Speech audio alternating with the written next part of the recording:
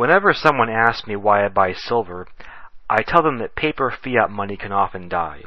Since 1920, at least 25 paper currencies have experienced hyperinflation, and the US dollar has lost over 95% of its value since 1913. Essentially, the US dollar has experienced hyperinflation in slow motion. And so it is important not to save too much money in paper form. It is also important to realize that governments or central banks will lie if they have to about the inflation tax. You need to understand that it is not the government's job to tell the truth about paper money. Hyperinflation is a real threat to savers, and the best way to meet this threat is to save in real money.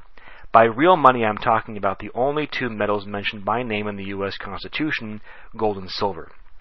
Of these two metals, silver is currently a lot cheaper than gold, 50 times cheaper in fact, and yet silver is actually rarer than gold in bullion form. So in addition to defending yourself against the inflation tax, you could also make a lot of money with the white metal. Going forward, there are 7 possible reasons for higher silver prices. Not all of them have to do with collapse or monetary disaster, but these factors speak to the incredible rarity of what has been called the people's metal. Reason number 1, financial repression. From 1945 to 1980, governments had to suppress interest rates so as to slowly inflate away public sector debt. In response, savers began to redefine the nature of savings by buying real assets like silver. Remember where the price of silver went between 1945 and 1980, from roughly 50 cents to briefly $50. Reason number 2, dramatic increases in silver industrial demand.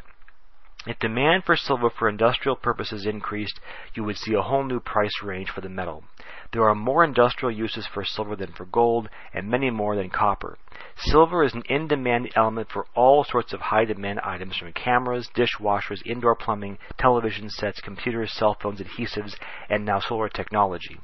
Also remember that silver industrial demand was not destroyed by silver's nearly 8-fold increase in price from 2002 to the present. Silver users will pay up for their silver if need be. Reason number 3, peak silver.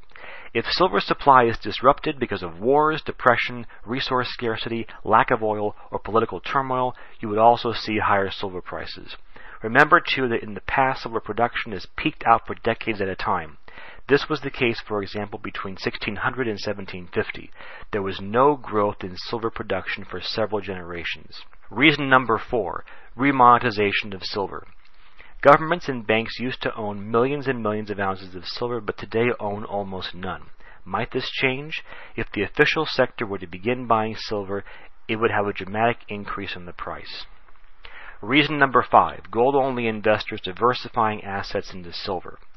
The silver market is only 5% the size of the gold market, and yet there is less physical silver above ground than gold. If gold-only investors simply sold 5% of their gold to buy silver, the silver price would theoretically double. This would happen without any new investors coming into the silver market. Reason number 6, the end of the paper-silver short concentration at the COMEX. The COMEX exchange sets the price of silver, but understand that very little physical silver trades hands there. The sales that occur there are only on paper. These are called short sales. If for whatever reason these sales were to stop, or if the COMEX were to lose its power to dictate the price of silver, the white metal would move up several times. Similarly, if a paper long side concentration were to occur like that of the Hunt brothers, you would also see higher silver prices. Reason number 7, the social movement wildcard. If people were to begin to buy silver to boycott the current financial system, they would quickly realize how little silver there is to own. If only 1 million people in the world tried to buy $65,000 worth of real physical silver, the silver does not exist. It is not a case of the metal not being for sale, it simply does not exist. People might just respond to monetary and political incompetence by making a statement with silver. You might want to beat the herd and buy a few ounces in advance. In the end, you need to understand that a challenge is at hand to provide for your own financial future. No one is going to do this for you, but I believe that with great challenges come great opportunities.